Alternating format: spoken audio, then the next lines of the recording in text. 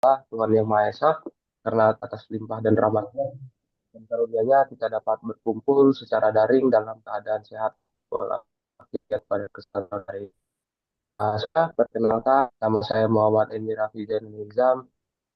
Saya merupakan staf riset dan teknologi di Undip yang akan memandu jalannya acara sore hari ini dalam kegiatan uh, diskursus akademik dan bedah buku dengan tema harmoni pengelolaan sumber daya alam dan pembangunan berkelanjutan.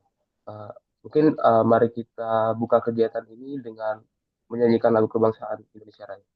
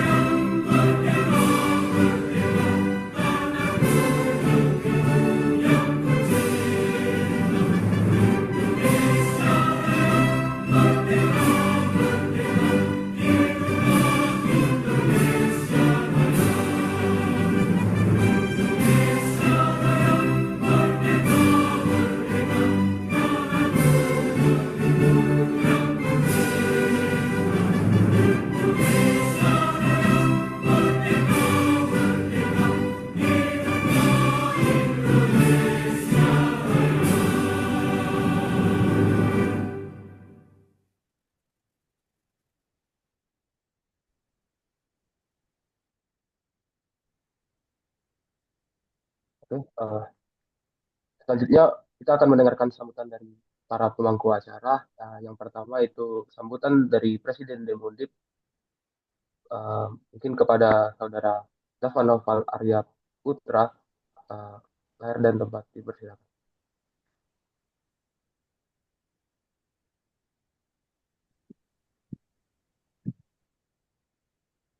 Oke, baik.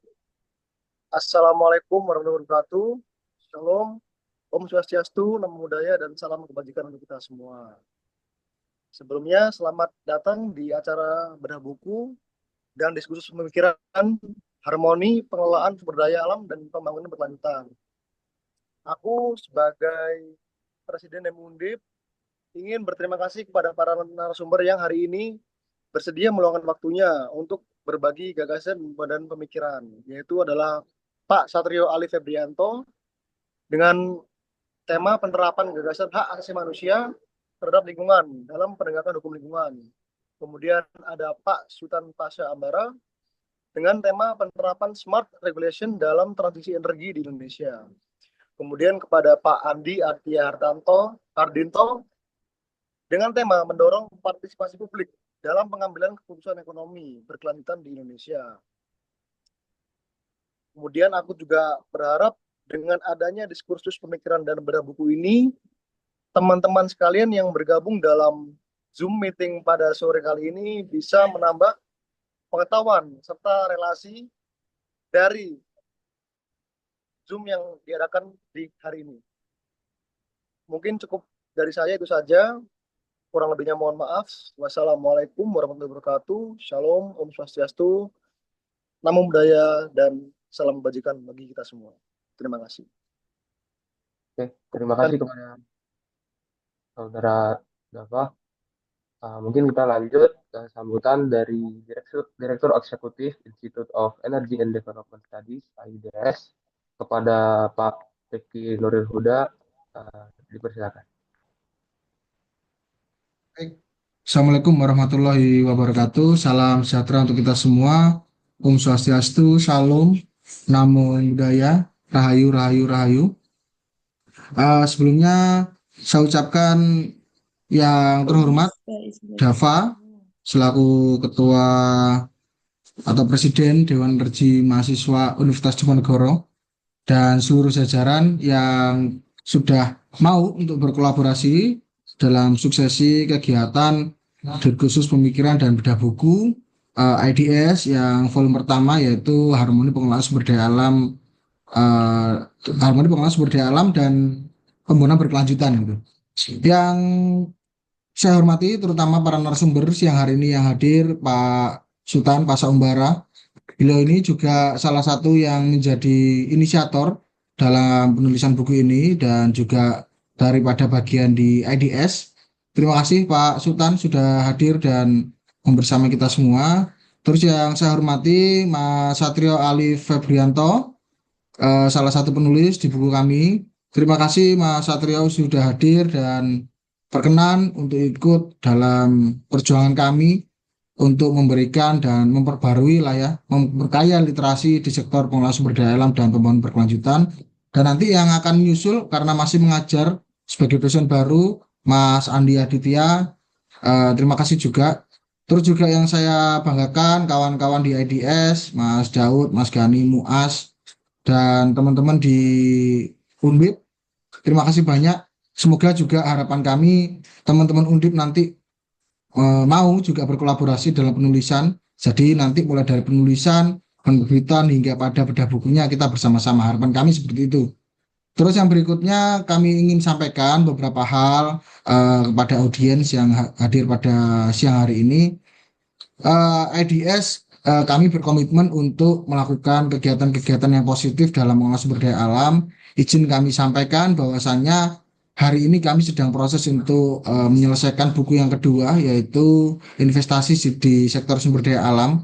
Alhamdulillah ada 11 penulis yang nantinya akan dipimpin oleh Pak Sultan sama Mas Aditya. Nanti itu rencana nanti atau dibagi menjadi dua buku dalam dua penerbitan atau satu penerbitan langsung seperti sekarang. Yang jelas proses sudah mulai berjalan dan kami mohon doanya supaya berjalan dengan lancar. Terus yang kedua yang kami sampaikan pada kawan-kawan sekalian dan Bapak Ibu yang hadir pada siang hari ini, bahwasanya EDS sekarang sudah bekerja sama dengan hukum online untuk melakukan pelatihan-pelatihan dalam hal compliance serta apa namanya dasar-dasar pengetahuan mengenai tata kelola sumber daya alam baik itu sektor energi, EBT, CCS, CCUS dan sebagainya gitu. Jadi kami berharap nanti bisa ikut berpartisipasi dalam kegiatan yang kami gagas bersama Hukum Online dan Asosiasi Pengamat Hukum Energi Pertambangan dan Energi Terbarukan. Semoga juga bisa memperkaya maupun memberikan manfaat bagi kita semua. Terus yang berikutnya kami juga aktif nantinya akan memberikan seminar-seminar yang berhubungan dengan isu-isu up to date pada hari ini yang terjadi. Dan berikutnya yang terakhir kami ingin sampaikan masukan tentunya dan apa namanya berbagai evaluasi ataupun kritik kepada kami tentu kami tunggu dari Bapak Ibu sekalian yang harapannya adalah untuk memperbaiki tata kelola di IDS maupun ide-ide kreatif yang akan kami lakukan ke depan gitu. Mungkin itu yang bisa kami sampaikan mewakili IDS. Kami ucapkan terima kasih banyak kepada Dewan Energi Mahasiswa Universitas Diponegoro dan terkhusus pada narasumber pada siang hari ini. Semoga kita semua bisa mendapatkan berkah dan diberikan ide kreatif untuk tata kelola sumber daya alam dan pembangunan berkelanjutan. Sekian, Assalamualaikum warahmatullahi wabarakatuh. Terima kasih banyak. Selamat siang.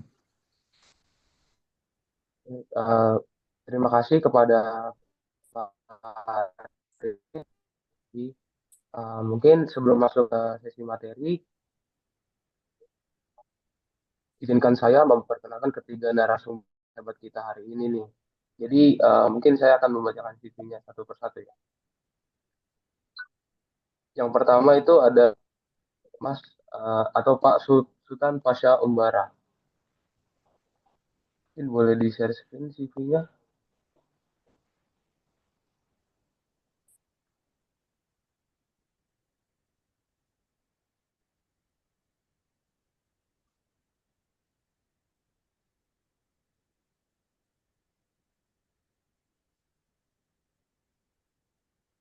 Panas,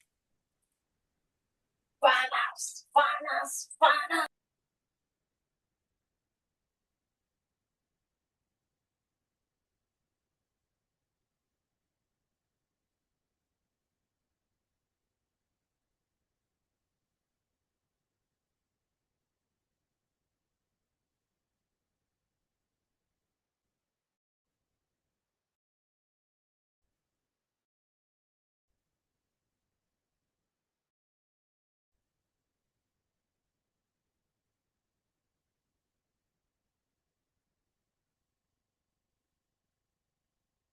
Eh, Mas, apakah suara saya terdengar?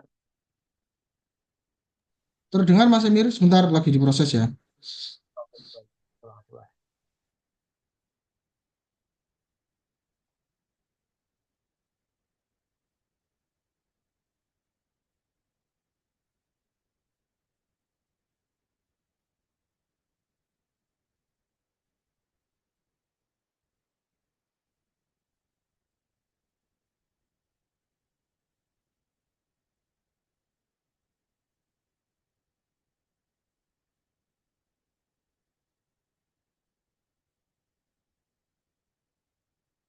oke, mungkin secara singkat akan saya jelaskan. Jadi Mas Sultan Pasha Umbara ini adalah sarjana hukum dari Universitas Indonesia dengan peminatan hukum agraria. Saat ini sedang menempuh S2 Ilmu Hukum UI di bidang hukum sumber daya alam itu dengan IPK 3,98 dan dia aktif di AIDS sebagai Kepala Departemen Lingkungan Hidup dan juga telah mempublikasikan berbagai tulisan di bidang regulasi energi, lingkungan, dan pembangunan berkelanjutan. Mungkin beberapa prestasinya antara lain juara satu perancangan UU, Constitutional Law Fair FHUB, dan mahasiswa berprestasi non-akademik FHUI. Yang kedua itu ada Mas Satrio Alif Febri. Boleh di share CV-nya.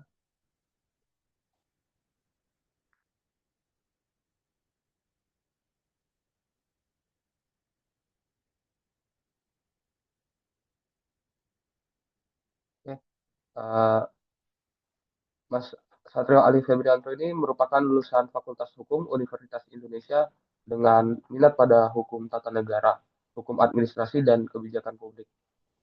Saat ini aktif sebagai asisten dosen dan staf di klinik hukum UI, serta pernah menjadi legal research assistant di berbagai lembaga termasuk Kementerian Dalam Negeri dan Next Policy.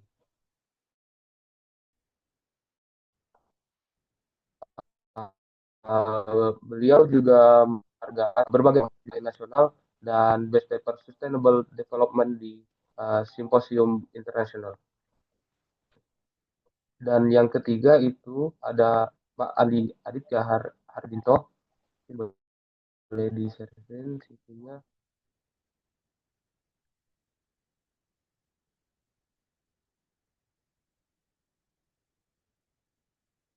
Ya, Pak Andi Aditya Hardinto ini merupakan profesional muda di bidang akuntansi dan audit dengan gelar S2 Magister Akuntansi dari Universitas Trisakti dan meraih IPK 3,66. Saat ini aktif mengajar di Universitas Kalbis, Universitas Bung Karno, dan Unimed. Uh, Beliau juga pernah menjabat sebagai anggota Komite Audit di PT Adi Persada Gedung serta tenaga ahli Komisi Informasi DKI Jakarta. Beliau juga memiliki pelatihan di bidang ISO dan pengelolaan arsip. Oke, mungkin itu ketiga CV ya dari narasumber kita. Mungkin selanjutnya kita bisa lanjut ke sesi pemaparan, yaitu yang pertama uh, itu dari Mas Sultan Pasya Umbara. Tema yang akan dibawakan itu penerapan smart regulation dalam transisi energi di Indonesia. Untuk kepada saudara Mas Sultan, waktu dan layar dipersilahkan.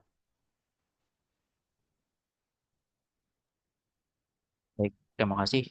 Suara saya apakah sudah terdengar, moderator? Terdengar Mas? Oke, baik. Eh, Terima kasih. Assalamualaikum warahmatullahi wabarakatuh. Selamat sore. Saya ucapkan kepada khususnya kepada Naufal selaku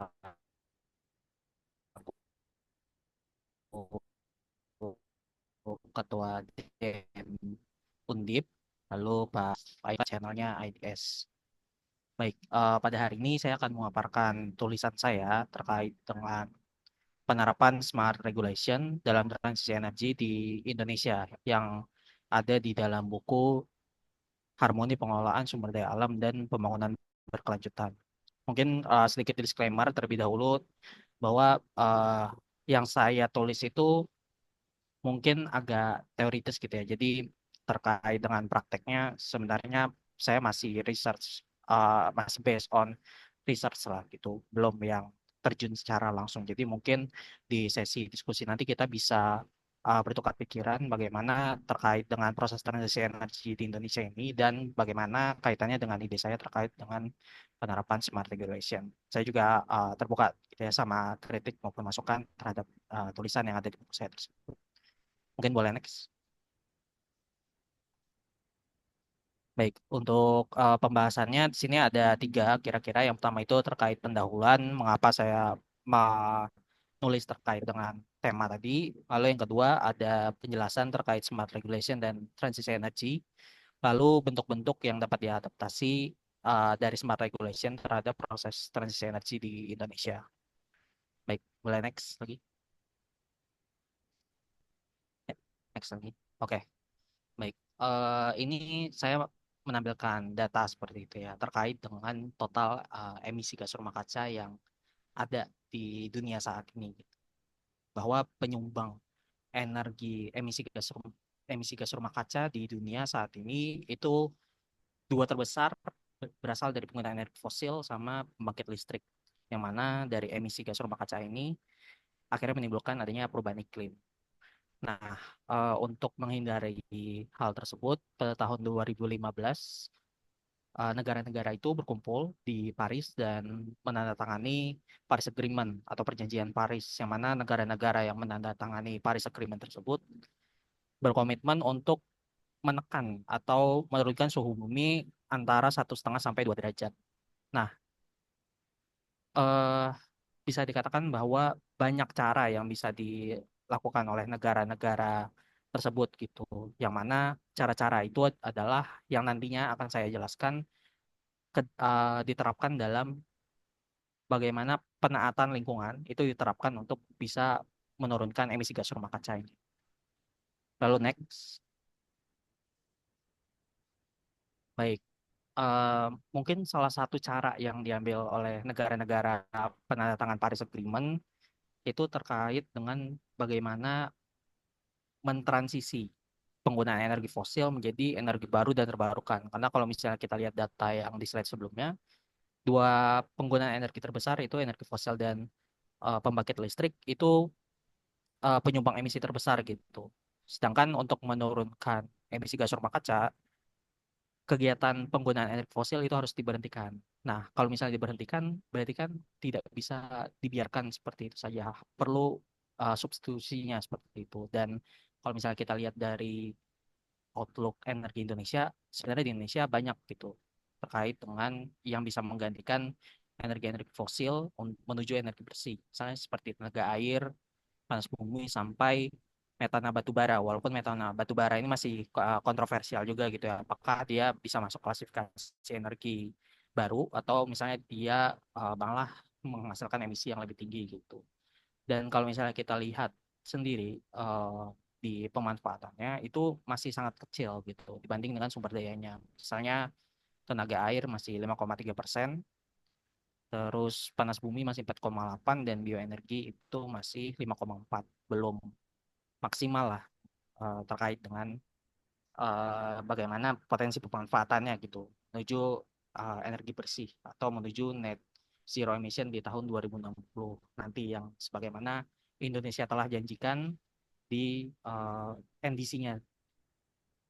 Nah, kenapa bisa terjadi gitu pemanfaatannya kecil? Nah, eh, kalau berdasarkan research yang saya cari, masalahnya itu adalah terkait dengan eh, high risk, high tech, dan high cost terkait dengan bagaimana pemanfaatan dari energi terbarukan ini gitu. Jadi pelaku usaha tuh juga dengan melihat risiko tersebut tentu perlu mendapatkan kepastian, khususnya kepastian hukum gitu ya, agar nantinya pada saat mereka bertransisi dari energi fosil ke energi terbarukan, mereka mempunyai keberanian gitu, untuk beralih karena mereka sudah mendapatkan comfort dari sisi kepastian hukum maupun hal lainnya. Nah, kalau misalnya kita lihat di Indonesia sekarang, kerangka hukumnya itu masih bisa dibilang belum memenuhi lah terkait dengan bagaimana kita bisa membuat bahwa pelaku usaha yang menghasilkan emisi ini bisa yakin untuk melakukan transisi. Nah, tapi sebenarnya kalau misalnya kita lihat di tahun ini, di 2025, dari Kementerian SDM itu sudah menerbitkan Permen SDM terkait dengan roadmap transisi energi.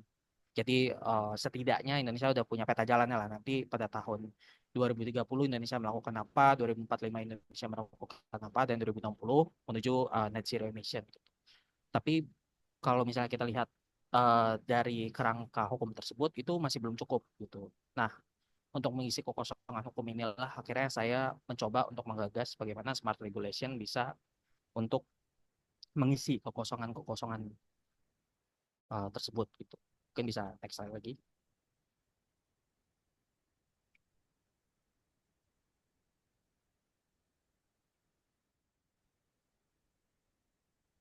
Ya, boleh next slide.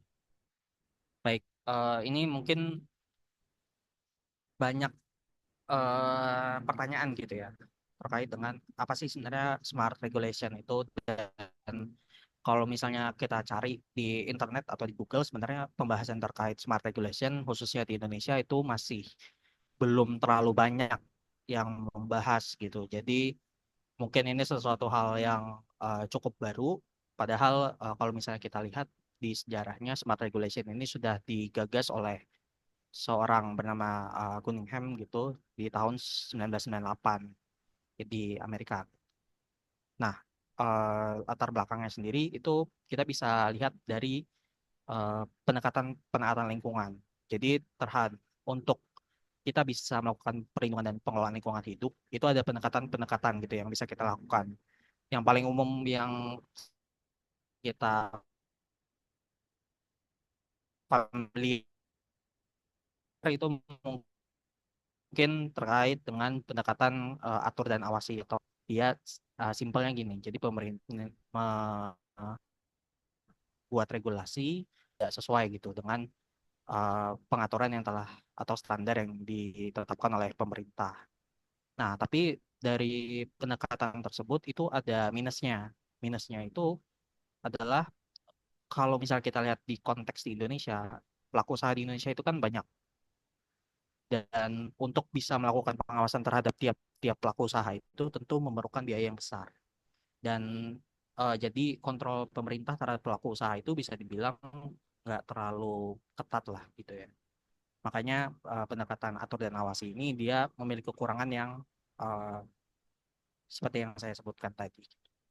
Lalu ada pendekatan ekonomi. Nah, pendekatan ekonomi ini dia kalau tadi atur dan awasi itu dia sifatnya lebih strict gitu ya. Jadi pendekatan ekonomi ini dia bagaimana caranya membuat agar pelaku usaha itu mau secara sukarela untuk melakukan, oke, saya akan menurunkan emisi nih, tapi dari sisi ekonomi saya dapat apa gitu. Nah, pendekatan ekonomi inilah yang digunakan, misalnya seperti subsidi atau insentif. Nah, itu bisa masuk gitu ke dalam pendekatan ekonomi untuk melakukan pengelolaan dan perlindungan lingkungan hidup. Lalu ada pendekatan sukarela. Nah, pendekatan sukarela ini misalnya seperti self regulation gitu. Nah, kalau misalnya teman-teman pernah mendengar peraturan asosiasi apa gitu, nah itu sebenarnya masuk ke pendekatan sukarela atau self regulation. Terus contoh lainnya misalnya audit. Masing-masing sektor itu kan dia punya ISO-nya masing-masing gitu ya. Nah, untuk memenuhi ketentuan dalam ISO itu masing-masing pelaku usaha secara sukarela melakukan eh, untuk diaudit gitu, untuk melihat apakah mereka sudah comply atau enggak. Dan ISO itu sebenarnya dia bukan eh, apa ya, bukan masuk ke dalam instrumen command and control, tapi ISO itu dia sebenarnya lembaga independen gitu untuk menetapkan bagaimana standar terhadap setiap sektor-sektor bagi pelaku usaha. Sama misal dan yang terakhir itu terkait dengan pendekatan tekanan publik. Jadi tekanan publik ini misalnya yang terjadi sekarang gitulah terkait dengan boykot produk-produk yang mendukung Israel gitu misalnya. Nah, itu uh, bisa dari situ gitu berangkatnya. Nah, tapi kalau misalnya kita lihat dari masing-masing pendekatannya itu masing-masing punya kelemahannya sebenarnya. Kayak misalnya pendekatan ekonomi, atau misalnya pendekatan sukarela, itu penegakannya kan nggak ada ya. Kalau misalnya kita tidak melakukan hal tersebut, misalnya saya dikasih subsidi gitu, saya kasih subsidi, saya nolak. Nah, itu kan nggak ada sanksinya. Atau misalnya eh, ke self regulation gitu misalnya. Misalnya asosiasi pertambangan Indonesia buat regulasi arus transisi dari penggunaan batu bara apa thermal jadi batu bara yang untuk baja gitu. Nah, itu kan sem- kalau misalnya tidak memenuhi hal tersebut ya nggak ada sanksinya gitu. Jadi memang masing-masing itu punya kekurangannya. Dan untuk saling melengkapi kekurangan dari hal tersebut, makanya smart regulation ini muncul gitu. Dan kalau misalnya kita lihat di konteks Indonesia sekarang sebenarnya terkait transisi energi ini kan lebih ke pendekatan ekonomi. Misalnya dengan adanya nilai ekonomi karbon bisa bisa jualan jualan saya jelaskan di slide selanjutnya. Mungkin boleh next. Ya, sebenarnya untuk materi yang ini jadi salah satu kekurangan saya gitu ya di dalam buku bahwa saya belum menjelaskan terlalu dalam gitu terkait dengan smart regulation ini. Kalau misalnya tadi saya telah menjelaskan terkait dengan pendekatan ekonomi, terkait dengan instrumen instrumen penataan lingkungan untuk mencapai kelestarian lingkungan. Di sini saya ingin menjelaskan lebih spesifik ke smart regulation. Nah, smart regulation ini kalau misalnya kita bisa baca di bukunya Cunningham gitu ya. Jadi dia itu berangkat dari kritik dan penyempurnaan terhadap responsive regulation. Jadi di Amerika pada saat itu banyak sekali regulasi yang dibuat, dan tapi regulasi-regulasi itu dibuat hanya untuk merespon terhadap suatu hal saja gitu. Nah, kalau misalnya kita lihat sekarang sebenarnya kurang lebih sama gitu di Indonesia. Misalnya bikin regulasi tentang yaitu kayak misalnya transisi energi, atau misalnya buat regulasi terkait dengan bagaimana sistem terhadap co-firing untuk PLTU, itu kan sebenarnya responsif terhadap Indonesia udah keburu tanda tangan Paris Agreement, udah punya komitmen gitu. Jadi regulasi yang dibuat juga jatuhnya arahnya lebih dua arah, antara pemerintah sama pelaku usaha aja gitu. Nah, di smart regulation ini Cunningham memperkenalkan si piramida ini. Jadi eh, pihak-pihaknya itu nggak cuma dua. Jadi ada pihak tambahan gitu, bahwa terhadap pembentukan regulasi itu atau terhadap penegakannya itu tuh bisa tiga pihak. Yang pertama itu eh, government atau regulator, ini pemerintah. Pihak kedua itu eh, si pelaku usaha, dan pihak ketiganya itu yang menjadi tambahan oleh Cunningham adalah masyarakat. Jadi dari tiga pilar itu berangkatlah si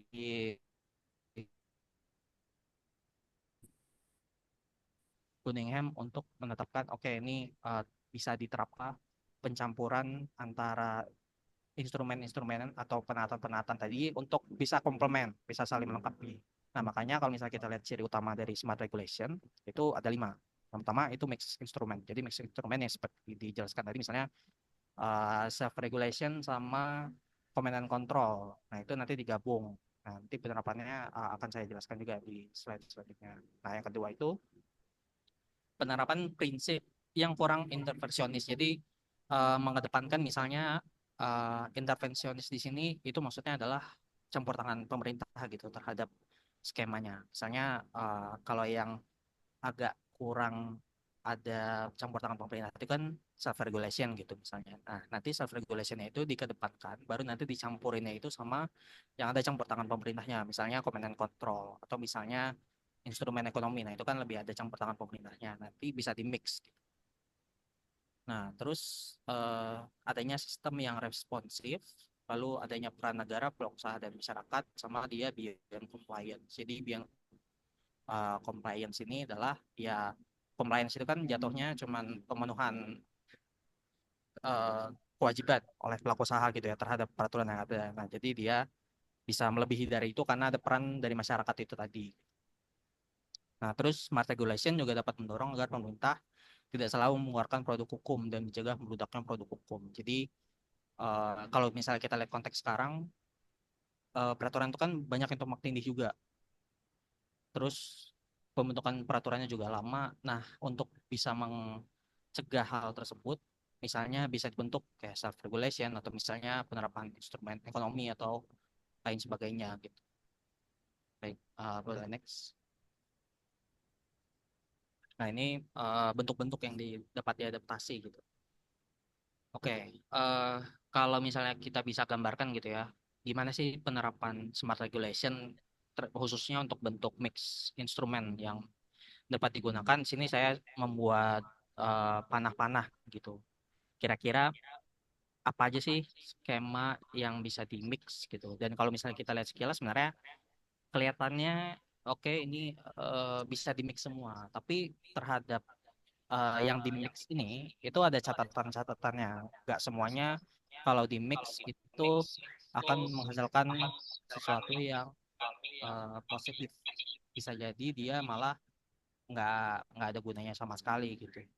Ya, misalnya kombinasi antara command and control sama instrumen ekonomi hukum, tapi yang ditujukan pada aspek atau target yang sama. Nah, sebagai contoh itu terhadap terkait dengan pajak lingkungan. Jadi di Amerika itu ada namanya cloud based licensing. Jadi terdapat maksimum emisi yang ditetapkan dan ada pungutan dari izin emisi dikaitkan dengan tingkat emisi. Jadi semakin banyak emisi, semakin banyak licensing fee yang digunakan gitu. Nah, licensing fee ini dia itu digunakan juga berfungsi sebagai pajak lingkungan.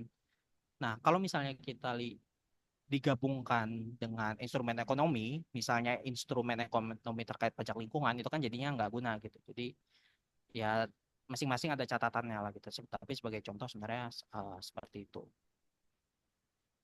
Nah, kalau misalnya kita bisa lihat contoh lain yang udah diterapkan di Indonesia itu eh, terkait dengan mandatory disclosure dan command and control. Itu contohnya di proper. Kalau misalnya teman-teman bisa lihat tiap tahun itu kan dari Kementerian Lingkungan Hidup menerbitkan laporan gitu terkait dengan oh nih perusahaan yang dapat proper emas, proper biru, proper hitam atau merah gitu. Nah, itu sebenarnya salah satu quote and quote ya walaupun memang belum sempurna itu adalah smart regulation gitu bahwa sudah ada pencampuran antara dua instrumen untuk menghasilkan suatu produk gitu. Jadi di proper itu kan nanti masing-masing perusahaan itu dipaksa bukan dipaksa sih diharuskan untuk membuka gitu informasi bahwa apa saja yang sudah mereka lakukan misalnya kayak kegiatan CSR-nya, penurunan emisinya, terus ke lain sebagainya dan nanti berdasarkan penilaian itu nanti dikasih ranking gitu. Nah, tapi eh, memang masih banyak kekurangannya kalau di proper itu. Terus juga eh, oke mungkin boleh next untuk pembahasan yang relevan.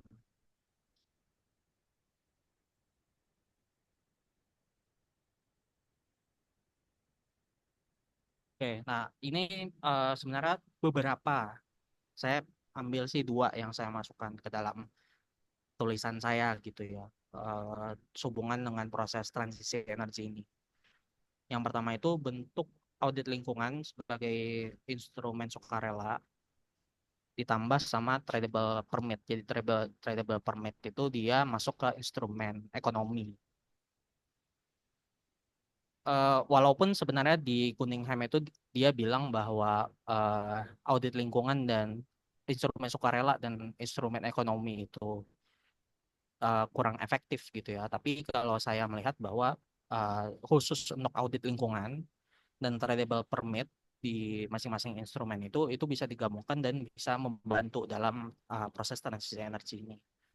Karena kalau misalnya kita lihat sekarang bahwa pelaku usaha itu kan salah satu bentuk untuk mengkompensasi bahwa biaya yang dikeluarkannya itu udah besar dan untuk mengganti biaya yang besar itu untuk menurunkan emisi dia ya udah jual karbon gitu. Nah, untuk bisa memenuhi hal tersebut sebenarnya dari proses audit lingkungan yang sudah dilakukan oleh pelaku usaha yang menurunkan emisi itu ya sudah laporan audit lingkungannya itu bisa dipersamakan gitu sebagai dokumen rancangan aksi mitigasi atau misalnya sebagai dokumen permohonan untuk penetapan batas atas emisi gitu. Jadi pelaku usaha tuh nggak perlu proses dua kali untuk mendapatkan sertifikat pengurangan emisi atau penetapan batas emisi yang selanjutnya bisa dia jual keluar untuk mendapatkan uang dan uangnya itu mungkin nanti bisa digunakan ya salah satunya sebagai untuk proses transisi energi gitu. Nah, yang kedua itu yang saya tawarkan ini sebenarnya skemanya mirip sama proper. Jadi mandatory disclosure atau kewajiban untuk mendisclose informasi ditambah sama command and control. Nah, untuk proses transisi energi ini memang PR itu masih banyak gitu. Jadi di Indonesia terkait dengan penerapan bagaimana penerapan transisi energinya itu tuh memang harus dibuka, diinformasikan kepada publik. Tujuannya apa? Tujuannya yang pertama biar perusahaan itu nggak greenwashing. Jadi greenwashing itu kan perusahaan itu seolah-olah oke saya melakukan penurunan emisi gas rumah kaca dan dituangkan dalam laporan tapi ternyata itu palsu gitu kan. Nah, biar uh, mandatory disclosure itu bisa efektif, makanya dimasukkan juga command and control. Jadi uh, terhadap apa yang sudah dilakukan oleh pelaku usaha untuk melakukan transisi energi, nanti dari pemerintah itu melakukan penegakan kalau misalnya memang transisi energinya itu ternyata palsu atau malah justru merusak lingkungan. Karena kalau misalnya kita lihat eh, tidak semua penggunaan energi terbarukan itu eh, positif gitu, ada juga yang negatif. Misalnya kayak penggunaan solar panel itu ternyata kalau misalnya kita lihat-lihat bisa merusak tanah atau misalnya bisa berdampak buruk lah di lingkungan kalau misalnya pengelolaannya tidak benar gitu. Jadi memang harus ada dua kombinasi tersebut dan itu. Baik, selanjutnya next slide. Baik, ini untuk kesimpulan dan saran. Eh, yang pertama untuk saran sebenarnya pemerintah dapat melihat opsi penggabungan instrumen penataan lingkungan terhadap penelitian energi agar sifatnya tidak bersifat dua arah seperti regulasi. Nah, smart regulation ini yang bisa diterapkan gitu. Jadi tidak agar tidak membludak, makanya bisa dipertimbangkan lah gitu, oleh pemerintah. Bahkan ya nggak harus pemerintah yang mengambil tindakan sih, tapi dari pelaku usahanya juga bisa langsung mengambil tindakan, misalnya terkait dengan self regulation tadi, tanpa harus menunggu keputusan dari pemerintah. Seperti itu sih. Mungkin itu yang dapat saya sampaikan. Mungkin kalau misalnya ada pertanyaan atau sanggahan bisa disampaikan dalam sesi tanya jawab nanti. Wabillahi taufik wa hidayah. Wassalamualaikum warahmatullahi wabarakatuh. Waalaikumsalam warahmatullahi wabarakatuh. Terima kasih Mas Sultan Pasha Umbara atas materi yang udah dibawakan. Mungkin kalau misalnya ada yang mempunyai pertanyaan itu nanti ada di sesi tanya jawab. Kita lanjut ke materi kedua yaitu yang dibawakan oleh Mas Satrio Alif Febrianto dengan tema penerapan gagasan hak asasi manusia terhadap lingkungan dalam penegakan hukum lingkungan. Kepada Mas Satrio, waktu dan layar dipersilakan. Terima kasih Mas Emir atas kesempatannya. Saya izin share screen ya sebentar.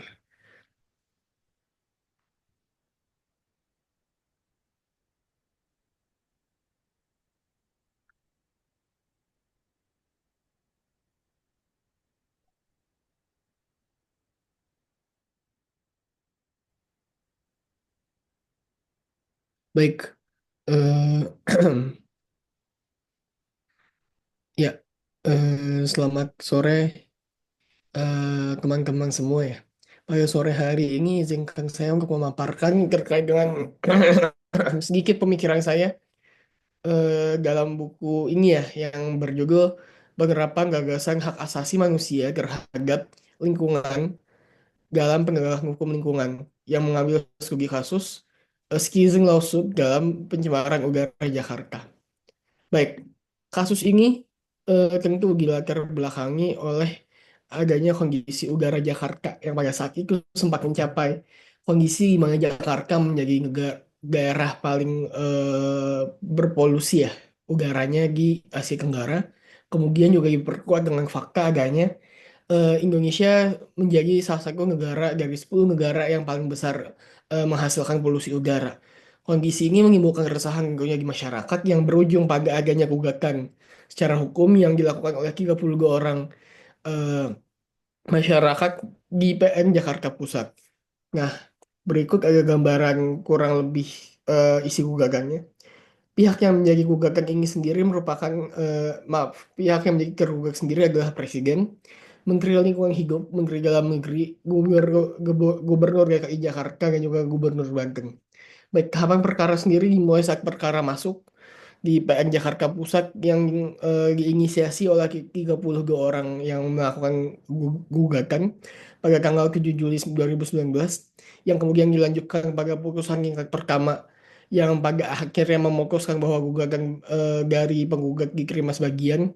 Dalam tahap ini pemerintah sebagai tergugat ada 5 jenis satuan pemerintahan ya hampir semuanya memutuskan untuk melakukan gugatan banding. Hanya Gubernur DKI Jakarta saja yang memutuskan untuk menerima gugatan tersebut.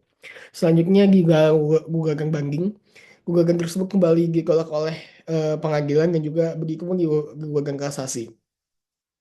Situasi ini pada prinsipnya bukan hanya melihat bagaimana peliknya proses penegakan hukum lingkungan di tengah masyarakat Indonesia, tapi lebih dari itu adalah melihat memperlihatkan bahwasanya orientasi dari penegakan hukum lingkungan bagi pemerintah sendiri masih bertendensi pada masalah menang dan kalah.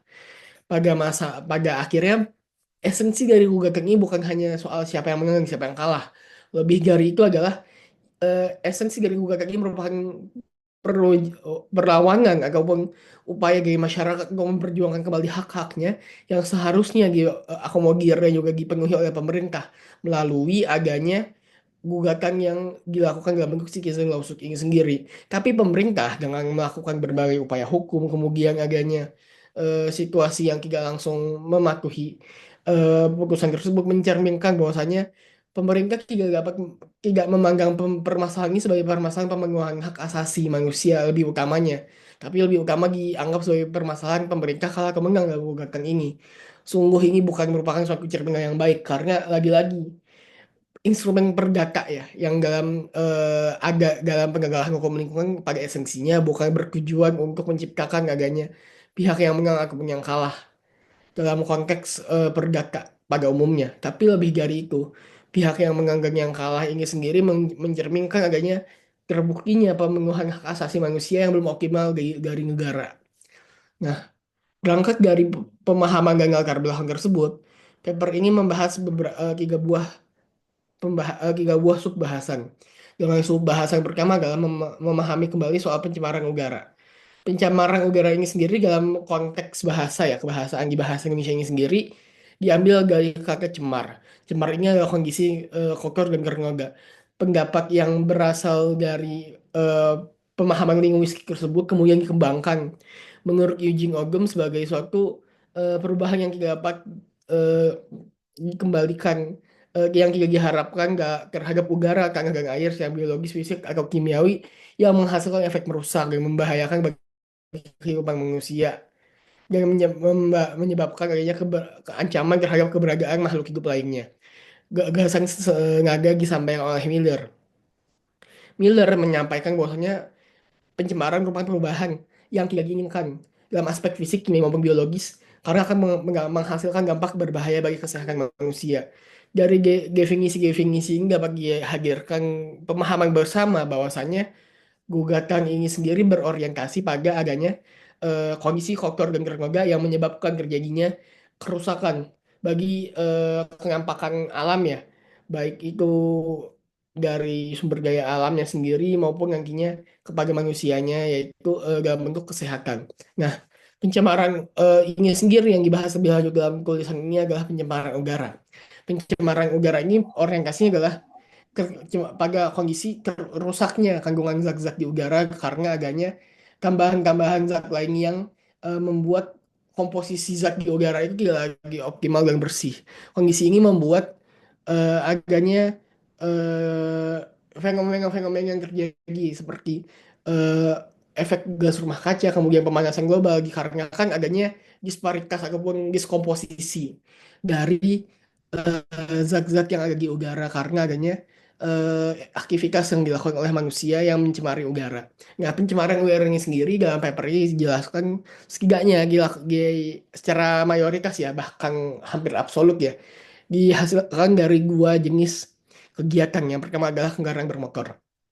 Kendaraan bermotor ini dalam studi yang dilakukan dan juga dikutip dalam penelitian ini ya, dia itu menghasilkan lebih dari 45% emisi udara yang pada prinsipnya sebenarnya sudah coba diatasi oleh pemerintah dengan berbagai kebijakan yang salah satunya adalah melakukan uji emisi terhadap kendaraan-kendaraan bermotor ya. Namun sayangnya sampai saat ini uji emisi tersebut terbukti dalam berdasarkan data yang ada kurang efektif untuk menurunkan adanya pencemaran udara yang terjadi. Kemudian dengan nilai yang relatif selisihnya sedikit ya, 43% dari pencemaran udara itu dihasilkan oleh kawasan industri. Karena kawasan industri ini kan melakukan produksi, kemudian melakukan tindakan-tindakan yang melakukan mesin dari dalam pabrik yang tentu memerlukan sebuah emisi ataupun hal yang dikeluarkan sebagai bentuk dari efek samping dari proses produksi yang dilakukan. Nah, dalam praktiknya walaupun dengan berbagai peraturan dan regulasi yang ada, kegiatan industri ini menghasilkan 43% pencemaran udara. Hal ini tentu menampilkan juga menggambarkan kalau misalnya kegiatan industri yang ada saat ini masih berdampak signifikan terhadap terjadinya kerusakan udara yang dialami pada saat ini. Nah, selanjutnya setelah kita membahas tentang pencemaran udara, kita membahas tentang terkait dengan citizen lawsuit. Citizen lawsuit ini bahas dalam artian memberikan pemahaman terkait dengan relevansinya dalam konteks hukum lingkungan itu sendiri. Baik, menurut Mas Ahmad Santosa, citizen lawsuit merupakan suatu hak perorangan untuk mewakili hak kepentingan umum. Jadi di sini berbeda dengan jenis gugatan lainnya ya. Gugatan lainnya mungkin gugatan biasa yang hanya orang perorangan yang mengajukan gugatan kepentingan dirinya sendiri, ataupun mungkin di dalam konsep yang lebih baru juga seperti citizen lawsuit adalah kebalikannya. Class action di mana ada masyarakat yang memiliki kepentingan komunal juga kerusakan gangguan ataupun kerugian komunal yang mengajukan diri untuk melakukan gugatan perdata dalam satu perkara gitu. Nah, kebalikannya si citizen lawsuit ini adalah bentuk gugatan yang diambil oleh seseorang untuk mewakili kepentingan umum. Nah, indikator udah dapat dikatakan sebagai kepentingan umum itu apa? Nah, menurut Sudikno Mertokusumo itu ada dua ya. Yang pertama adalah kepentingan bangsa dan negara yang juga pelayanan publik pada masyarakat luas dan juga tentunya yang berdampak pada adanya gangguan terhadap kepentingan masyarakat pada umumnya. Nah, mekanisme dari citizen lawsuit ini merupakan salah satu mekanisme terhadap gugatan lingkungan yang diatur di dalam eh, kebijakan Mahkamah Agung ya melalui keputusan Mahkamah Agung nomor 36 KMA garing SK garing 2 garing 2013. Nah, di situ diatur secara spesifik terkait dengan mekanisme pelaksananya mulai dari bentuk penggugat, tergugat, objek hingga adanya persyaratan untuk mengajukan somasi 60 hari sebelum gugatan dilayangkan. Selanjutnya, baik, ini mungkin objek gugatannya bisa dibaca ya. Nah, yang menjadi poin menarik adalah terkait dengan indikatornya. Indikatornya ini sendiri adalah amar putusannya dia menyatakan untuk apa tergugat itu pemerintah lalai. Lalainya itu apa? Beda dengan lalai dalam konteks hukum perdata yang berfokus dan berorientasi pada kerugian para pihak secara spesifik ya. Tapi ini kerugiannya adalah dia gagal memberikan perlindungan terhadap hak-hak masyarakat. Indikatornya itu apa? Ada kualitas udara, sumber pencemaran udara, dan juga hal-hal lain yang dapat dibaca. Nah, kemudian selanjutnya, hal ini menjadikan sebuah bukti kalau misalnya lingkungan dipandang sebagai hak asasi manusia. Lingkungan sebagai hak asasi manusia sendiri merupakan hak asasi manusia generasi ketiga, di mana klasifikasi muncul karena adanya pembaharuan yang dari waktu ke waktu. Dan lingkungan ini kebetulan muncul paling belakangan dengan adanya deklarasi Stockholm ataupun deklarasi Rio, dan yang paling baru adalah Paris Agreement yang mungkin sudah disampaikan secara sekilas ya oleh Bang Sultan dalam pemaparan sebelumnya. Nah, baik, HAM dalam lingkungan yang menjadi fokus dari agensi citizen lawsuit ini adalah di tiga hal. Yang pertama adalah peran negara, di mana negara itu mau berperan untuk mengatur dan melindungi HAM dalam konteks adanya lingkungan ini sendiri. Nah, HAM atas lingkungan ini sendiri dalam perspektif hukum lingkungan dipandang sebagai pandangan antroposentrisme, di mana pandangan ini menyatakan bahwasanya hak asasi manusia dalam lingkungan itu merupakan salah satu hal yang menunjang dari pelaksanaan eksploitasi sumber daya alam itu sendiri. Nah, hal ini berakibat pada orientasinya kepada akses terhadap sumber daya alam untuk meningkatkan kesejahteraan masyarakat melalui eksploitasi yang terus dapat dilakukan secara terus-menerus oleh masyarakat, oleh generasi mendatang dengan cara melakukan eksploitasi yang dapat tidak berlebihan ya, dan juga eksploitasi yang ramah lingkungan. Nah, mungkin sebagai penutup ya, pemahaman terhadap HAM ini sendiri pada lingkungan hidup merupakan sebuah solusi untuk meningkatkan kualitas hidup manusia tanpa perlu mengorbankan kelestarian lingkungan. Nah, kondisi ini membuat pemerintah sebagai pihak yang memiliki otoritas perlu membuat instrumen kebijakan HAM yang bertujuan untuk sebagai hal yang perlindungan ataupun sebagai preventif, bukan lagi mengutamakan hal-hal yang sifatnya eksploitatif. Lebih lanjut, besaran dengan adanya kondisi tersebut, masyarakat perlu sebuah mekanisme untuk melindungi hak asasinya. Salah satunya adalah melalui mekanisme citizen lawsuit yang orientasi gugatannya ini berbeda dengan gugatan perdata pada umumnya untuk meminta ganti rugi, tapi meminta adanya perubahan kebijakan. Oleh karena itu, citizen lawsuit tidak memperbolehkan adanya gugatan-gugatan yang masuk itu bertendensi ataupun mengganti kerugian secara langsung, tapi berorientasi pada pembatalan kebijakan untuk mengembalikan kondisi sebelum adanya kebijakan itu diambil. Mungkin demikian yang bisa saya sampaikan, kurang lebihnya mohon maaf. Wassalamualaikum warahmatullahi wabarakatuh. Waalaikumsalam warahmatullahi wabarakatuh. Baik, terima kasih kepada Mas Satrio Ali Febrianto dengan telah memaparkan temanya. Eh, eh, Mungkin karena kita belum kehadiran narasumber yang ketiga, yaitu Mas Andi, kita lanjut ke sesi tanya jawab dulu mungkin ya. Boleh ya Mas, untuk Mas Sultan dan Mas Satrio. Itu Pak Andinya sudah hadir. Oh, Pak Andi sudah hadir. Oke, baik. Halo, selamat Uh, sore semuanya. Sore ya Pak Andi. Maaf, baru gabung habis kelas tadi soalnya. Oh, iya, Pak. Sekarang. Mungkin uh, bisa boleh lanjut ke Pak Andi dengan tema mendorong partisipasi publik dalam pengambilan keputusan ekonomi berkelanjutan di Indonesia. Kepada Pak Andi, waktu dan layar kami persilahkan. Oke, sebelumnya, Assalamualaikum warahmatullahi wabarakatuh. Waalaikumsalam warahmatullahi Selamat sore semuanya.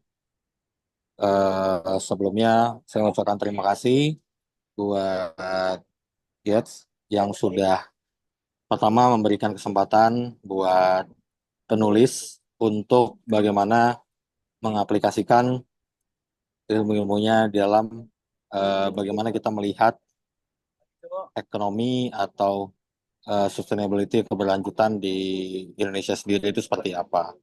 Saya merasa sangat senang menjadi kontributor di dalam kegiatan ini dan saya merasa ini yang harus terus disampaikan melalui tulisan-tulisan agar menjadi koreksi-koreksi untuk pemerintah.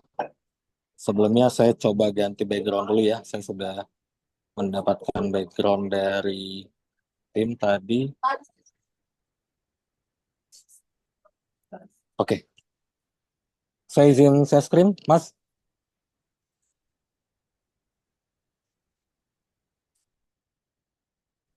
Oke, baik Pak.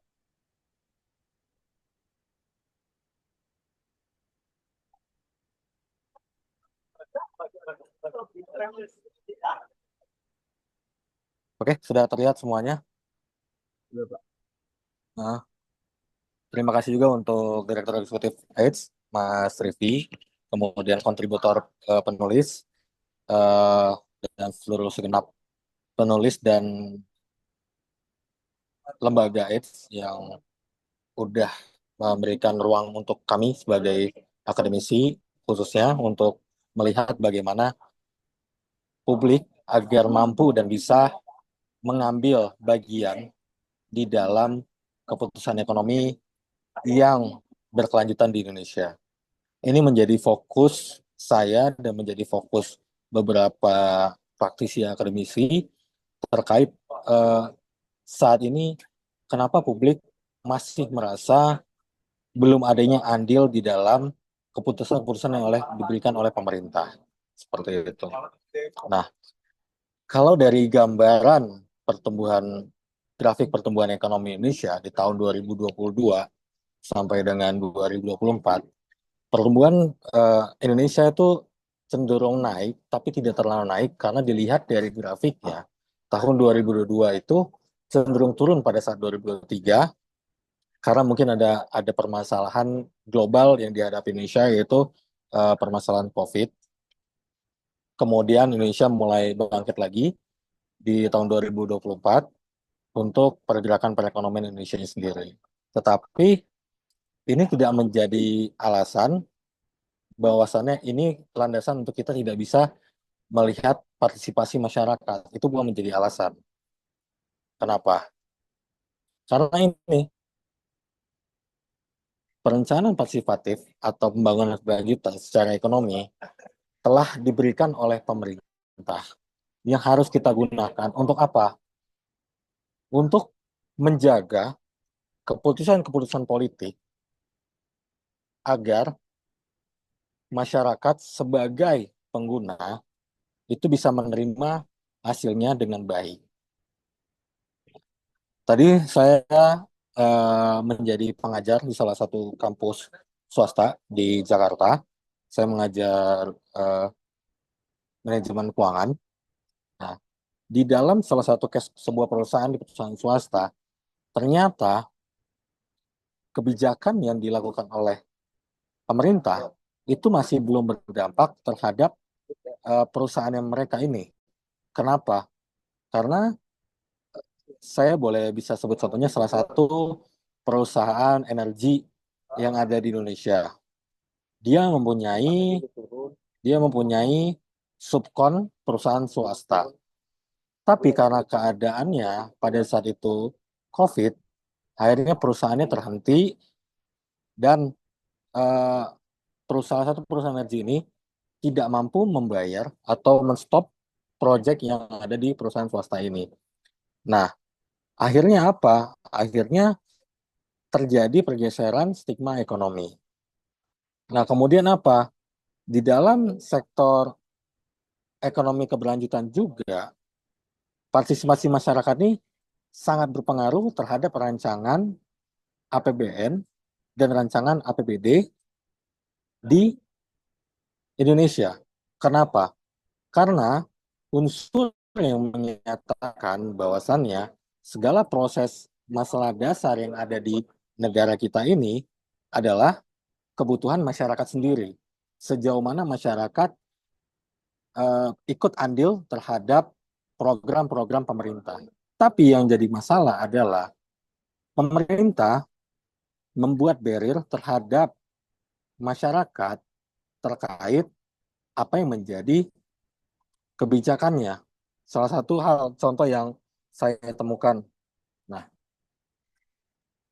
target pertumbuhan ekonomi itu katanya 8%. Itu tahun 2024 yang dikatakan oleh Agus Gumiwang. Ini berkaitan dengan sumber daya alam sendiri. Tapi nyatanya pada saat kita melihat pada saat partisipasi publik, banyak contohnya, misalnya kasus di Rembang, kemudian kasus di Jakarta sendiri, di kawasan PSNP, itu berkaitan dengan partisipasi masyarakat yang belum sepenuhnya terfasilitasi oleh negara atau pemerintah, dan hanya mementingkan korporasi semata. Nah, ini yang menjadi poin penting bagi kita, khususnya kritik bagi pemangku kebijakan dari akademisi, kenapa orang-orang yang menjadi partisipasi publik itu hanya sebagian golongan. Walaupun tidak semua bisa diberikan porsi untuk memberikan pendapatnya, tapi paling tidak ada unsur masyarakat seperti dari Musrembang itu harus ada untuk menyatukan partisipasi masyarakat itu sendiri. Jadi usul dari Musrembang, musyawarah dari tingkat RT, kemudian dari RW, nah itu harus diakomodasi untuk apa? Berkaitan dengan pembangunan ekonomi kita. Ketika suatu daerah mampu mengkalkulasi pertumbuhan ekonomi di daerah tersebut, maka baguslah sebuah kebijakannya. Tapi kan nyatanya saat ini tidak. Dan itu yang menjadi analisis kritis saya. Dari deforestasi, artinya bagaimana penebangan hutan Indonesia. Memang data yang saya dapatkan masih jauh ya, tahun 2020 sampai 2022. Walaupun deforestasi ataupun penggunaan penambangan hutan, pemakaian lahan itu turun, tapi turunnya tidak signifikan. Berarti apa? Berarti masih banyak daerah-daerah yang belum memperhatikan kualitas hidup masyarakat melalui keputusan-keputusan musrembang. Ini kan menjadi sebuah hal yang bias dalam sebuah keputusan.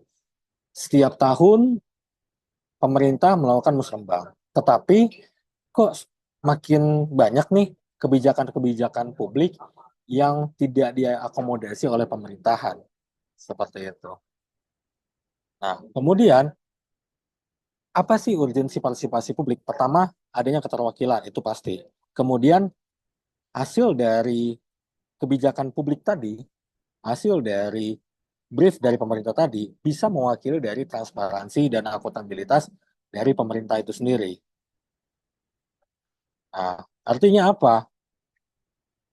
Kita sebagai masyarakat butuh nih pertanggungjawaban kepada pemerintah, mana ini realisasi dari program dari masyarakat yang diproses oleh kebijakan publik. Nah, mana? Nah, di sini pentingnya kita sebagai masyarakat, pentingnya sebagai kita ini stakeholder, pentingnya kita untuk mengetahui kemana program-program pemerintah dijalankan, bagaimana realisasi yang dijalankan. Seperti itu. Kemudian apa? Kemudian ketika dua hal ini sudah berjalan, partisipasi masyarakat berjalan, transparansi ekonomi terjalan, akhirnya apa? Mengurangi potensi konflik sosial. Konflik sosial itu saat ini mungkin terjadi. Misalnya kemarin ada kasus RUU yang sudah disahkan ataupun yang akan disahkan nantinya. Kemudian untuk kebijakan daerah, rancangan perda. Nah, ini kan berkaitan dengan aspirasi dari masyarakat sendiri. Kalau kita tidak diberi ruang publik untuk menyampaikan sebuah aspirasi, ini bagaimana? Nah, karena saya berlatar belakang di Komisi Informasi, saya mengaitkan dengan Undang-Undang 14 tahun 2008 ini, berkaitan dengan terbukaan informasi publik, di mana di dalam pasal 2 ayat 3-nya menyatakan bahwa setiap informasi publik harus diperoleh setiap pemohon informasi publik secara cepat, tepat waktu, biaya ringan, dan sederhana.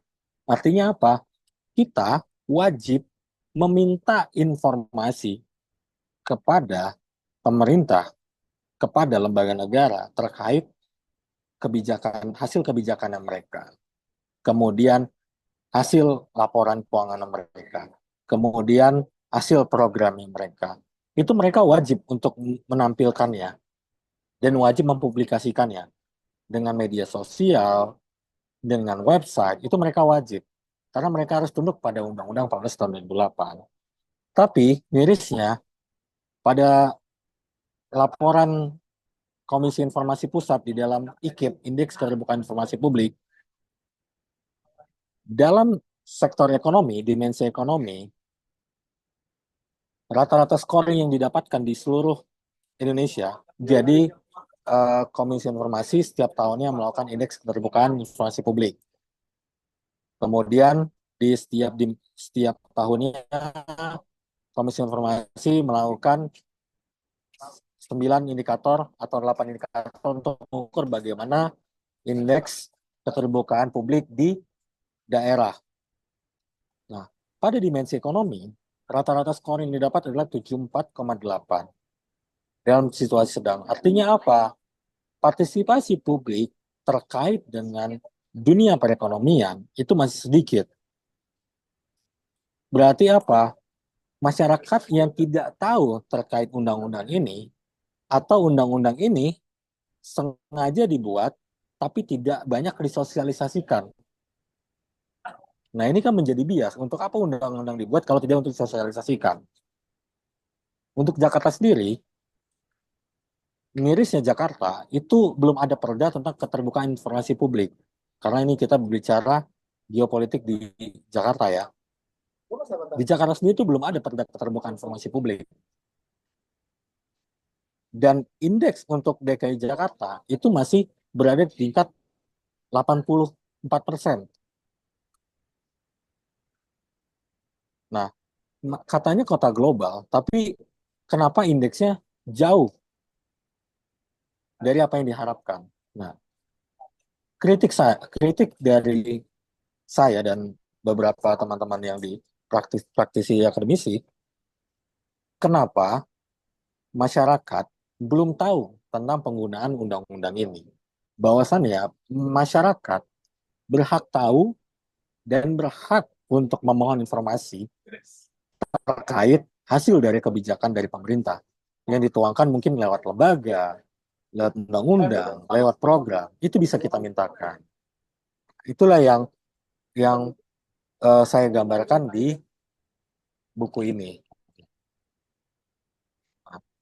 Rekomendasi yang saya buat, yang pertama adanya program atau campaign informasi di mana pemerintah sebagai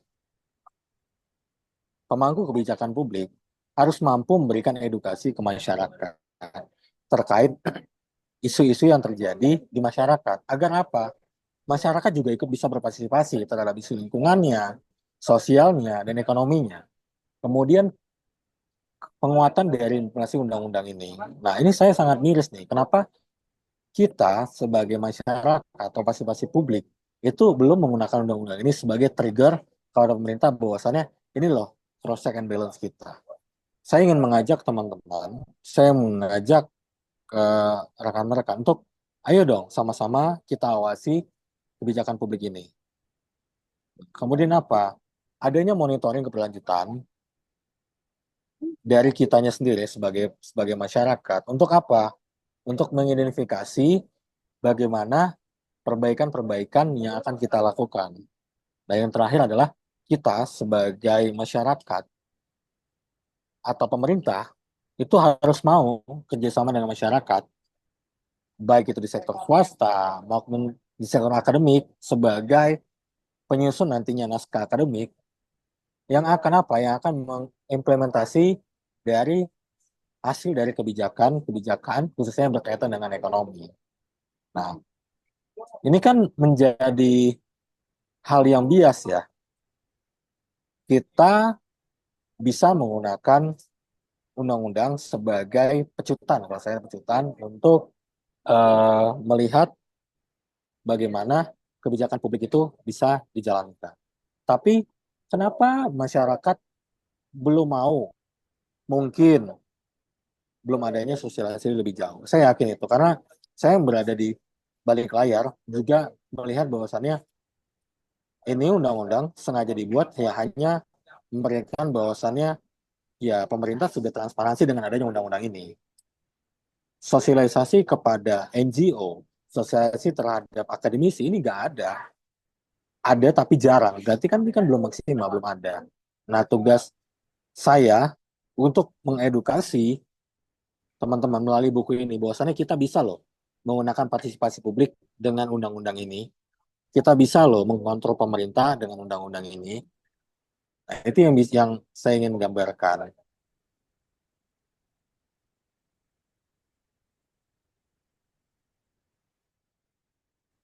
Mungkin itu yang eh, bisa sedikit yang saya sampaikan untuk triggernya. Saya ingin lebih banyak diskusi sebenarnya ini karena eh, buku ini sangat bagus untuk menjadi bahan pedoman kita untuk bagaimana kita mengawasi kebijakan publik. Gitu.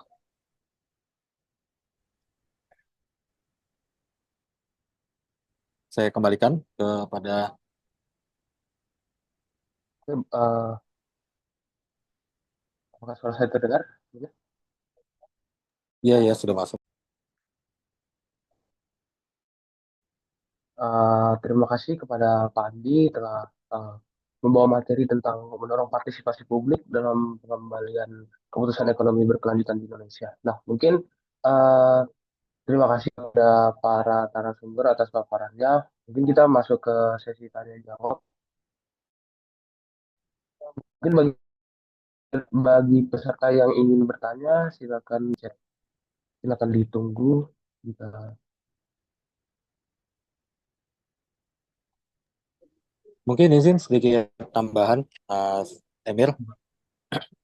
Mungkin Boleh. setelah forum ini mungkin kita di luar forum mungkin bisa mengadakan pertemuan untuk bagaimana mengontrol kebijakan publik untuk melalui undang-undang ini kali ya. Karena sayang nih kita tidak menggunakan undang-undang ini untuk mengontrol kebijakan gitu.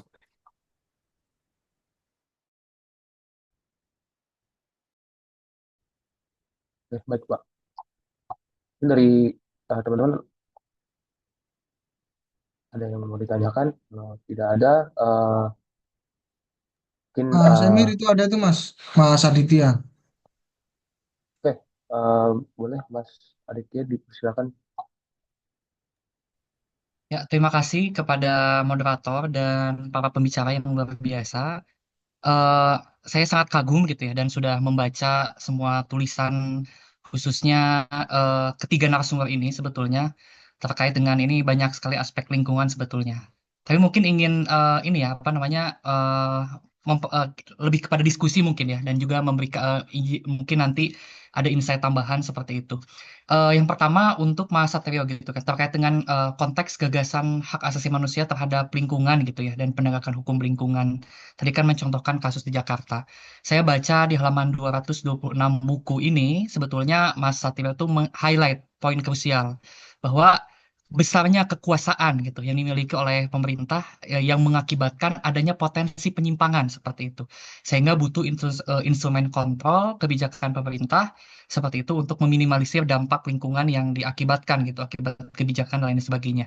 Nah, mungkin ingin ditanyakan adalah kontekstualisasi gitu ya dari pernyataan penulis di buku tersebut adalah eh, walaupun pada praktiknya mungkin ya di pengadilan mungkin pemerintah kalah gitu ya dan ada konsekuensi-konsekuensi gitu seperti dalam konteks di Jakarta gitu ada Kementerian Lingkungan Hidup, Presiden sampai gubernur dan lain sebagainya gitu yang terlibat.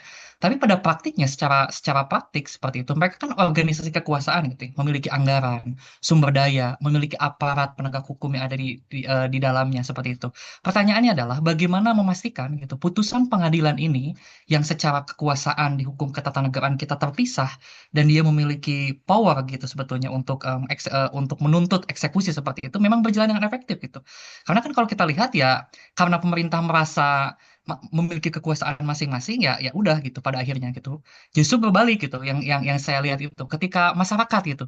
Ketika masyarakat justru yang istilahnya melakukan pelanggaran dalam konteks hukum apapun itu, ya itu dikawal gitu, dicocor terus kayak gitu. Itu kan mengakibatkan ketidakseimbangan gitu. Dan terkait dengan kontekstualisasi refleksi terkait dengan besarnya kekuasaan pemerintah dalam konteks pelindungan lingkungan hidup dan hak asasi manusia, bagaimana mungkin insight penulis gitu dari Bung Satrio seperti itu. Selanjutnya tadi eh, terkait dengan tulisan yang disampaikan oleh Bung Andi terkait dengan unik, menarik sekali gitu ya, terkait dengan partisipasi publik nih dalam konteks pengambilan keputusan ekonomi yang berkelanjutan dan tentunya berwawasan lingkungan di sini. Di halaman 41, 42, 43 di buku yang saya baca, Bung Andi melihat bahwa ada beberapa cara gitu yang dapat mempengaruhi pembentukan kebijakan publik, mulai dari lobby advokasi, penyediaan informasi, partisipasi dan konsultasi publik, kampanye politik, media opini publik dan lain sebagainya. Kan banyak sebetulnya Bung ya. Tapi kalau misalkan kalau direfleksikan dengan yang ada, sebetulnya secara praktik yang paling efektif itu yang mana sebetulnya? Yang bisa mendorong pemerintah dan itu bisa menjadi masukan juga gitu bagi masyarakat yang mengawal akan isu khususnya di bidang lingkungan gitu ya ataupun di bidang energi yang harus dikawal bersama seperti itu. Dan yang terakhir oleh Pak Sutan saya baca khususnya di halaman 241 ya di buku yang ditulis oleh Pak Sultan ini bahwa dijelaskan juga kan bahwa instrumen apa namanya command and control ini bukan dipandang sebagai satu-satunya instrumen gitu kan. Dijelaskan juga tadi terkait dengan skema smart regulation. Nah, mungkin yang ingin coba mintakan insight adalah dalam konteks kebijakan Prabowo Gibran saat ini misalkan ada tiga hal krusial: swasembada pangan, swasembada energi, dan juga program penyediaan perumahan gitu. Itu kan istilahnya masing-masing di satu sisi bagus tapi bisa saling bertabrakan nih. Seperti itu. Contoh perumahan itu kan pasti ada lahan yang dikikis, ruang terbuka hijau mungkin yang bisa terkikis karena kebutuhan penyediaan lahan. Untuk energi juga sama, untuk pangan juga dengan skala besar seperti food estate mungkin sama. Nah, bagaimana eh, eh, buku atau tulisan Pak Sultan ini terkait dengan smart regulation ini bisa menjadi pengingat gitu bagi pemerintah yang fokus dalam tiga hal tadi sehingga antara aspek lingkungan dan juga aspek sosial keberlanjutan bisa tetap terjaga. Terima kasih mungkin moderator. Oke, terima kasih buat Mas Aditya. Mungkin boleh langsung dijawab oleh para narasumber.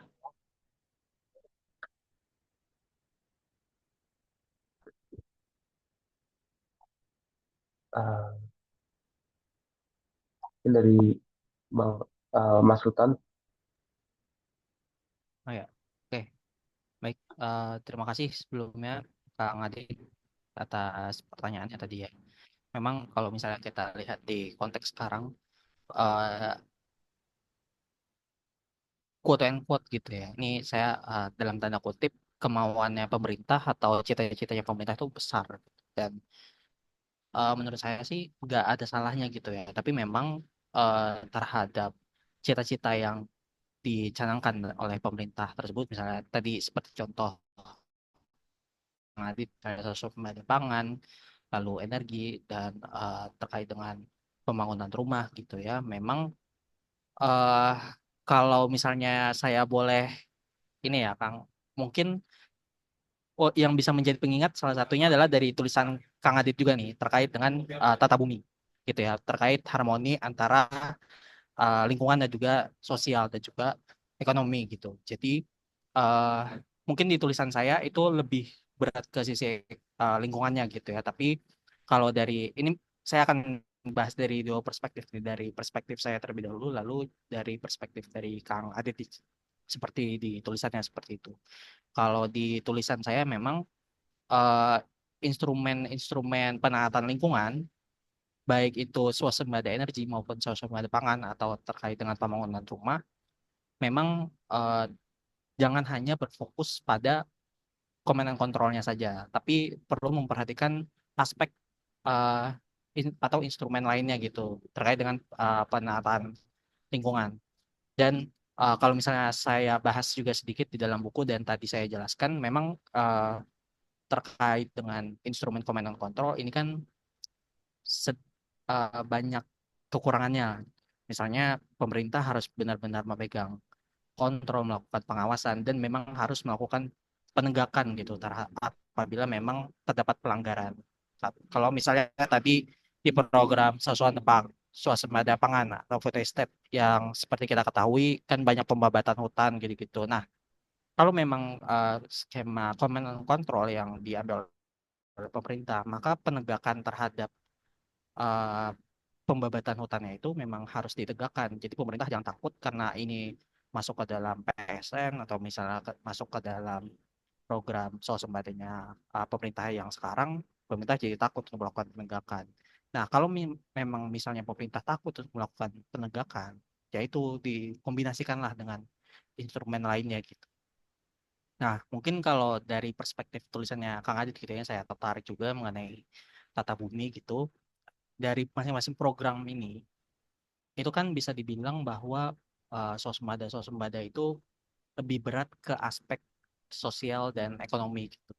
Tapi di satu sisi kita juga harus lihat bagaimana terhadap aspek lingkungannya. Misalnya swasembada pangan tadi gitu ya, ada pembabatan hutan dan lain sebagainya.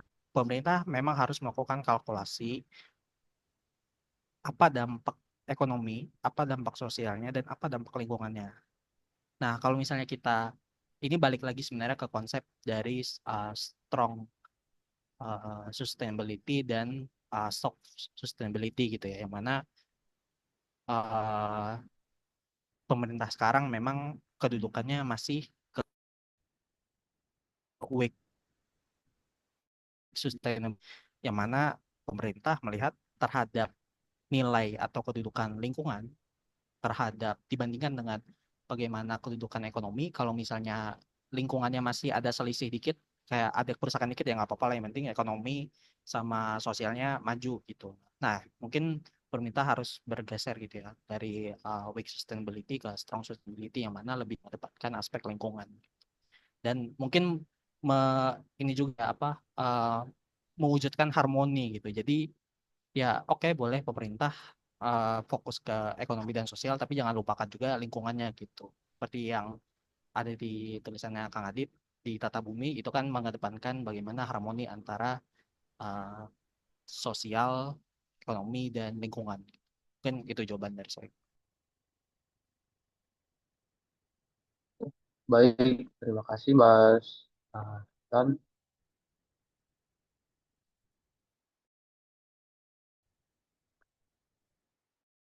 Eh,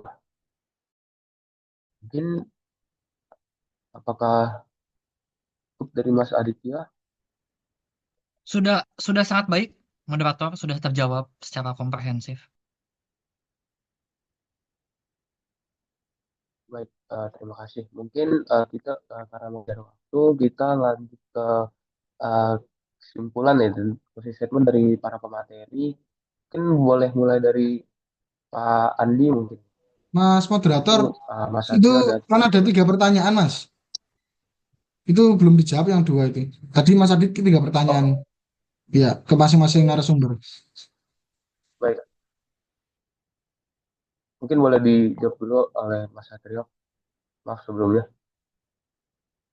Baik, izin menjawab ya terkait dengan pertanyaan dari Mas Agit. Sebenarnya itu diskursus yang selalu terjadi ya, karena lagi-lagi ini kan kondisinya eh, dalam konteks gugatan ini ya, citizen lawsuit ya. Sebenarnya gugatan citizen lawsuit itu berbeda dengan gugatan perdata lainnya ya, yang bisa dalam konteks ini kita ngomong prosedurnya ya.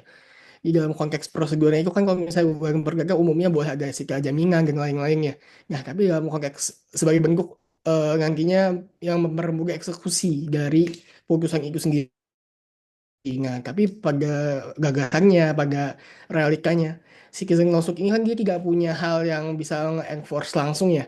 Dalam konteks adanya si jaminan eksekutorial yang nanti kalau misalnya ada mungkin alat apa sumber daya alat ataupun hal barang yang dimiliki oleh negara dapat diambil alih untuk ini ya memastikan adanya pelaksanaan dari putusannya. Nah, ini mungkin juga dapat jadi diskursus ya Mas dan juga dapat menjadi apa gagasan kita bersama kalau misalnya perlu ada suatu mekanisme terkait dengan apa isi eksekusi terkait dengan benda-benda yang seharusnya mungkin juga disertakan ya dalam konteks pembuat apa namanya gugatan citizen lawsuit sebagai upaya untuk membuat adanya suatu mekanisme yang dapat mengenforce atau memforce pemerintah untuk dapat melakukan suatu apa melaksanakan suatu putusan pengadilan ya sebagai upaya untuk mencapai keadilan bagi masyarakat. Mungkin itu masih yang dapat saya jawab sampai saat ini karena emang realitanya pun ya memang belum ada mekanisme sika jaminan ya untuk permasalahan ini. Mungkin demikian. Ya, terima kasih banyak Mas Satrio atas jawabannya.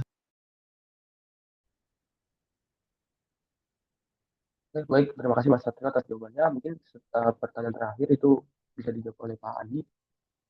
Ya, terima kasih Mas Emir.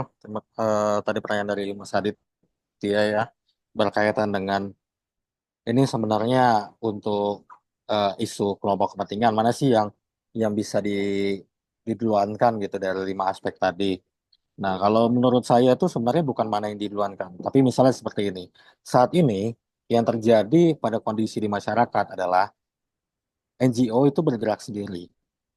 Kemudian akademisi bergerak sendiri. Kemudian class action itu bergerak sendiri. Class action artinya sekumpulan masyarakat lah yang berkaitan dengan isu untuk bergerak sendiri. Nah, ini kan menjadi eh, tidak adanya titik temu kepada pemangku kebijakan. Nah, yang saya sarankan adalah yang seperti yang dibuat Yates ini adalah di dalam sebuah perkumpulan ataupun di sebuah nantinya outputnya adalah mengkritisi kebijakan publik, di dalamnya harus ada class action, kemudian NGO, kemudian ada dari akademis. Ini kontur yang terjadi di Indonesia adalah melalui platform media, di mana platform media ini sangat bisa kita gunakan terlebih dahulu untuk ngeboost atau ngeboom terkait isu-isu berkaitan dengan keberlanjutan energi.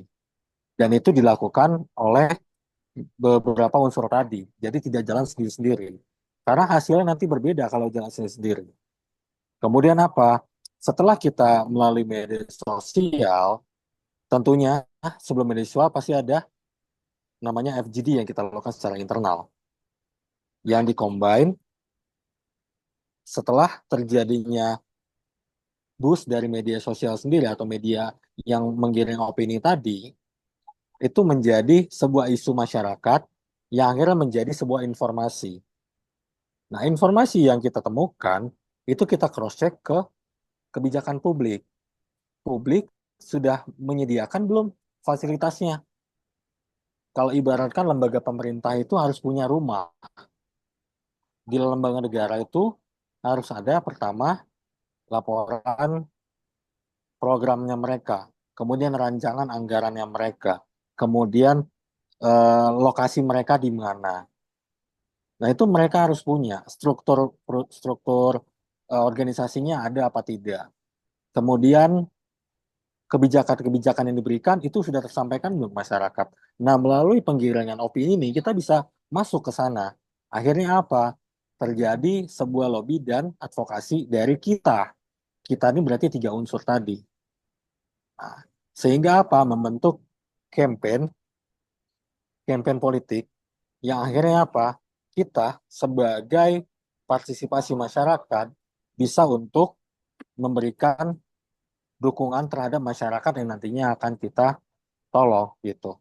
Jadi 5 reason tadi, lobby, kemudian penyediaan informasi, partisipasi dari kita, kemudian campaign, kemudian media sosial sebagai platform, itu adalah satu kesatuan. Tinggal bagaimana kita bisa saling bekerja beriringan, tidak sendiri-sendiri. Saat ini yang saya lihat, ya masyarakat sendiri, akademisi sendiri, LSM atau NGO sendiri. Nah, akhirnya ini menjadi pekerjaan yang sedikit sia-sia. Kalau kita bisa mengkombinasikan itu, nah ini menjadi sesuatu hal yang besar. Bahkan mungkin kita bisa membuat undang-undang sendiri. Karena eh ya kita harus ketahui ya bahwasannya ketika kita misalnya diminta untuk diajak RDP, mungkin hanya beberapa kalangan yang diajak RDP gitu. Mungkin untuk grade-grade setingkat saya atau setingkat ia sendiri itu mungkin tidak diajak RDP karena belum ada isu yang diangkat. Karena kan sekarang ini harus isu dulu yang booming baru dipanggil. Berarti ya kekuatan media ini harus kita poles lagi ini. Gitu. Mungkin itu Mas Adit. Siap, terima kasih Bung Andi atas insight-nya. Oke, mungkin eh, terima kasih buat Pak Andi sudah bertanya, sudah menjawab dan Pak Aditya sudah bertanya. Mungkin lanjut ke closing statement mungkin nih dari narasumber untuk menyampaikan kesimpulan dan closing statement secara singkat. Mungkin boleh dimulai dari Pak Andi, setelah itu Mas Satrio dan setelah itu Mas Sultan.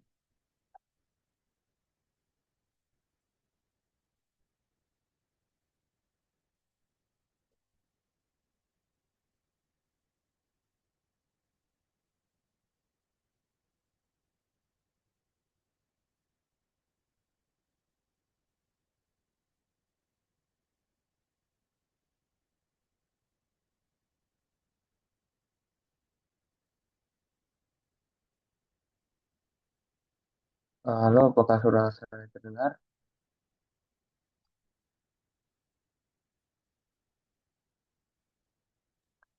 Putus-putus Mas, gimana?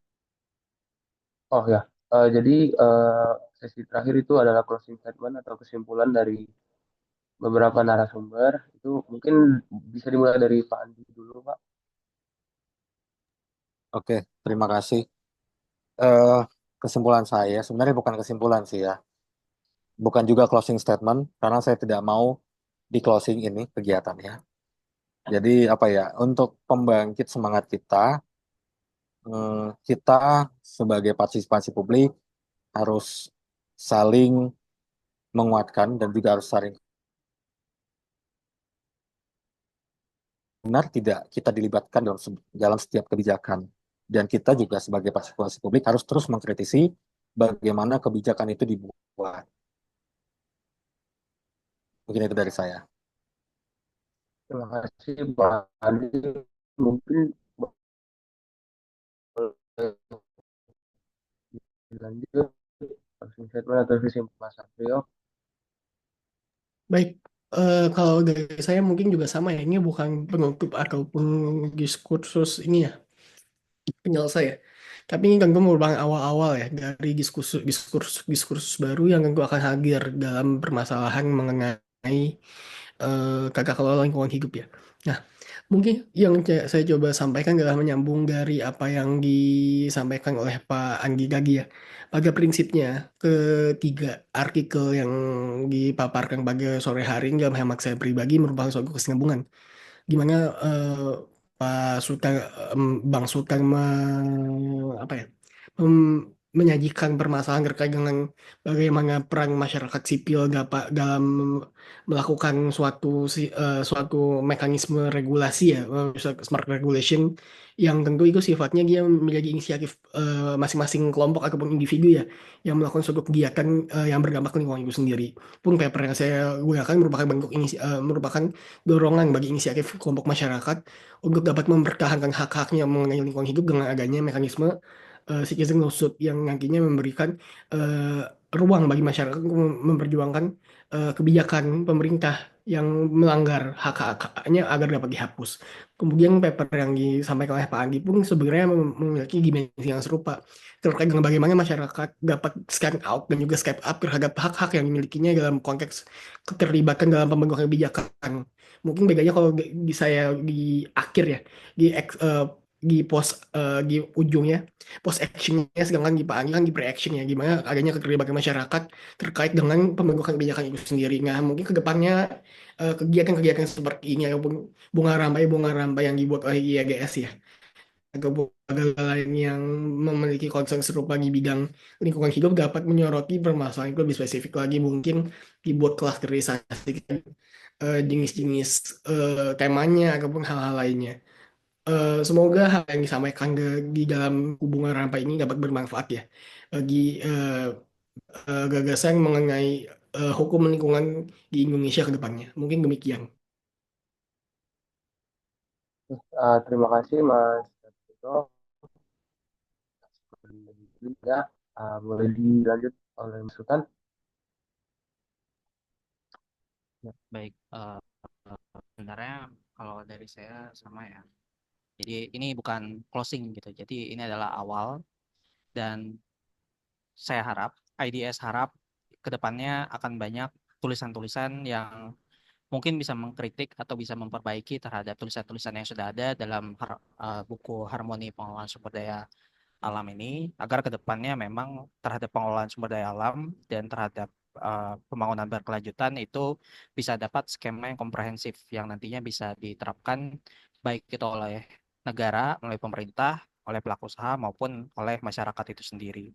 Kalau dari tulisan yang saya sendiri, pesan dari saya adalah bahwa jangan sampai pembentukan peraturan yang saat ini itu menjadi acuan gitu. Baik itu acuan oleh pemerintah, acuan bagi pelaku usaha maupun acuan dari masyarakat. Dan jangan sampai sifatnya itu hanya dua arah, misalnya pemerintah dengan pelaku usaha saja atau pemerintah dengan masyarakat saja. Tapi memang ketiganya itu harus disinkronisasi gitu. Antara pemerintah, masyarakat, dan pelaku usaha itu harusnya mempunyai kedudukan yang sama agar nanti bisa terbentuk uh, peraturan atau instrumen yang memang benar-benar memperhatikan tiga aspek tersebut. Dan yang terakhir dari saya mungkin eh, terhadap penataan itu tidak hanya mulu soal regulasi, tapi juga banyak instrumen-instrumen lainnya yang bisa diterapkan, misalnya seperti instrumen ekonomi, instrumen sukarela, maupun instrumen terkait dengan tekanan publik yang bisa dipertimbangkan gitu untuk digunakan baik itu oleh pelaku usaha maupun oleh negara. Mungkin itu sekian dari saya, moderator. Terima kasih. Oke, terima kasih kepada ketiga narasumber. Mungkin alhamdulillah kita telah sampai di penghujung acara diskursus akademik dan bedah buku pada sore hari ini. Eh, Semoga materi yang telah kita dengarkan hari ini dapat memperkaya wawasan kita semua dan menjadi inspirasi untuk turut berkontribusi dalam pengelolaan sumber daya alam yang adil, transparan, dan berkelanjutan. Uh, saya mewakili seluruh panitia mengucapkan terima kasih kepada narasumber serta semua pihak yang telah berpartisipasi dan mendukung jalannya acara ini. Mohon maaf apabila ada kesalahan atau kekurangan selama memandu acara. Uh, Waalaikum, Assalamualaikum warahmatullahi wabarakatuh. Sampai jumpa di diskusi dan kegiatan inspiratif berikutnya. Waalaikumsalam warahmatullahi Mungkin ada sesi Waalaikumsalam. foto. Sudah difoto Waalaikumsalam. Mas tadi secara candid. Makasih Mas Satrio, Pak Sultan, Kang Andi, Kang Terima Adit, kasih. makasih. Sehat, sukses selalu semuanya. Sehat selalu semua. Tetap jaga konektivitas. Siap, Bung Andi, siap. Terima kasih banyak semuanya. Terima kasih Mas. Terima kasih ya Mas.